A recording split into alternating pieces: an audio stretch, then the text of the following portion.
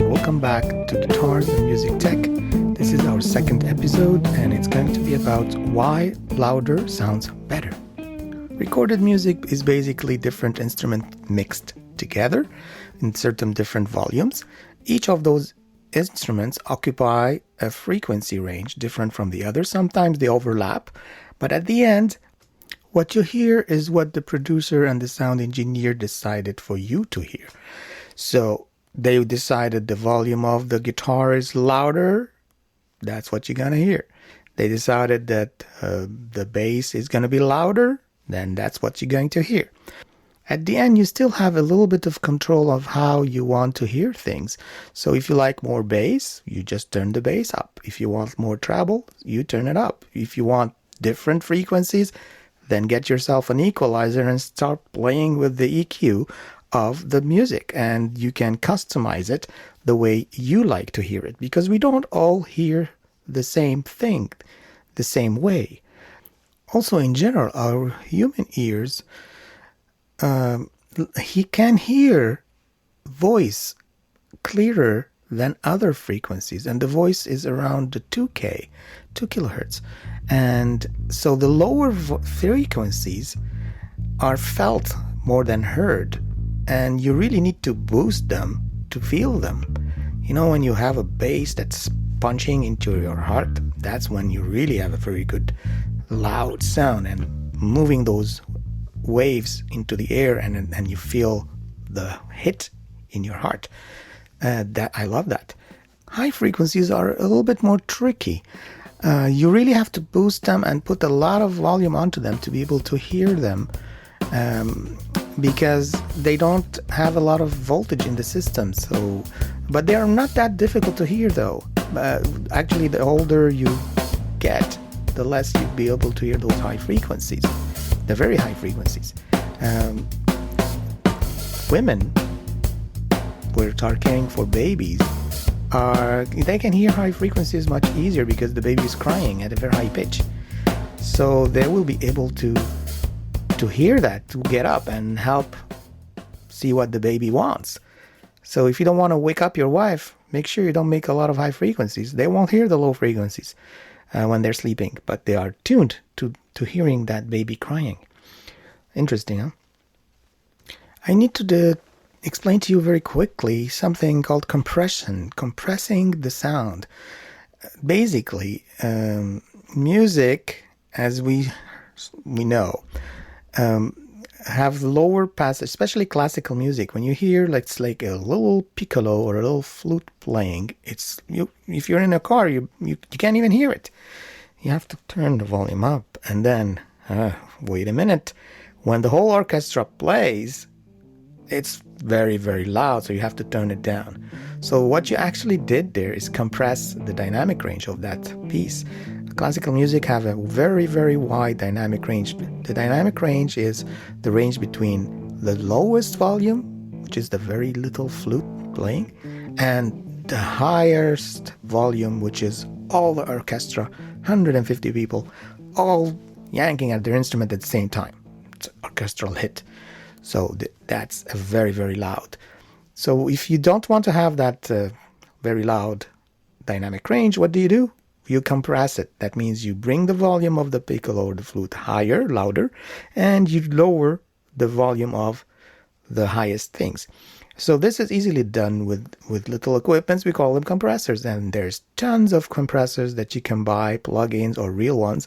Then they go into prices that you cannot imagine. There's double compressors. Oh, there's unbelievable. So we can spend years talking about compressors. So we're not going to do that. I just want you to know that at certain points, when you compress the sound, what you basically are doing is lowering the highest volume, bringing it down, and boosting the lowest volume, bringing it up, so that the dynamic range is a little bit much smaller than before. So now let's talk about the reasons why louder sounds better. We didn't talk about it yet. We said we can discuss the frequencies, the volumes, the things are recorded, and compression, or all that. Okay, now let's see. The sound is coming out of your amplifier to your speaker, to the air, to your ears, to your eardrum, then you hear it. So low volume everything is relaxed. The speaker cone is not moving much. The amplifier is not heating up. Your eardrum is relaxed. Everything is easy. Now let's boost the volume. What happens to the amplifier, the first part? It's going to start to heat up. And what does that do? Maybe it will change the sound a little bit. There's a little bit resistance in there, and the sounds will be a little bit different when it's hot. Okay. Speaker. The speaker is moving more aggressively.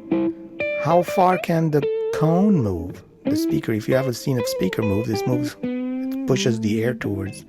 So it's going to have a limit. And when you keep boosting and boosting, what happens to the low frequencies that are really moving the cone? It's going to start to compress or distort. It's going to stop at there's a limit. You cannot get louder than this. One other thing about the speakers is their size. Smaller speakers are easier to move because they're lighter, they're smaller.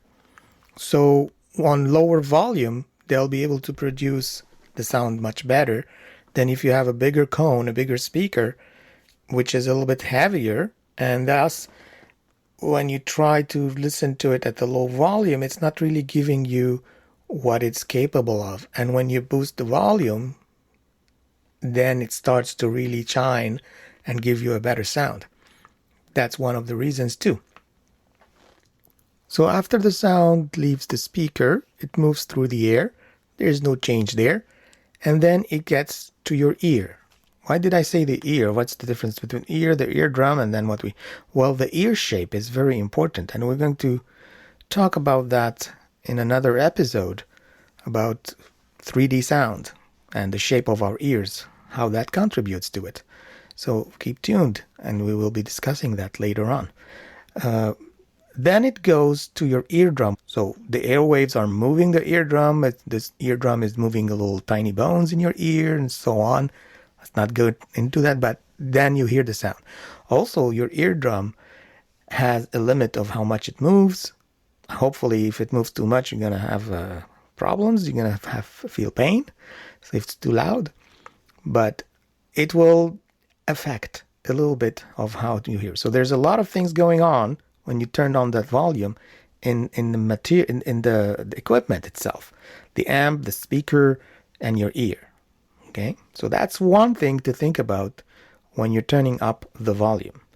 We did discuss before that we perceive different frequencies differently. Some of them are clearer than others. So when you're boosting the volume, things starts to compress a little bit and becomes clearer. Everything starts to become a little bit clearer, and that contributes to it sounds nicer. Okay, I will try to give you a little example right now. So let's hear a sound, and I'm going to boost it a little bit, and you're going to see that, oh, that sounds much better. Okay, here's the sound at the low volume.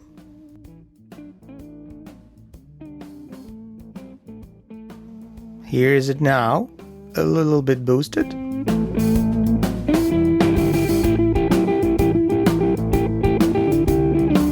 Here is it now, more boosted and compressed.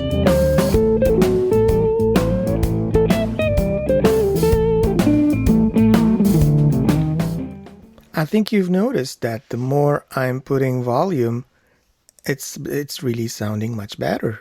And you can start to hear all the nuances, the little things happening.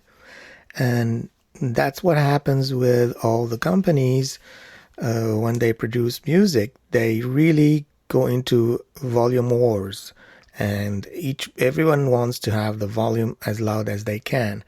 And also when they're selling you stuff, they always show you the effect after it's been boosted, after the volume has been increased. Of course, it sounds better with this effect because the volume is louder. So pay very good attention at the plugins that you're using, the EQs, that you always boost them and you never cut. And when you boost, you increase the volume of that particular frequency. So as you can see, we have always the tendency to always want to increase the volume without paying attention that we are actually drawn to make it sound better. So we keep increasing the volume, and then at the end everything starts to distort. So from now on, try to cut a little bit instead of increasing and boosting, and see what happens. On your guitar amplifier, instead of boosting, cut. On the equalizers, instead of boosting those frequencies, just try and cut some of them out. And see, and make sure that you always keep the volumes the same so that you can make a good decision. Very few plugins actually automatically turn down the volume when you're increasing the effect, because every effect you add, as I said, it adds volume. So is that good?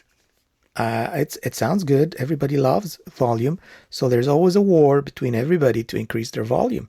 You can hear it in band members attacking each other. Your volume is too loud, lower it down. You can hear it in the radio, everybody having their songs louder than the other guy. And even the ads on TV. Did you notice every time ads come, it's louder, and the louder the ads attract your attention and also may sound a little bit better.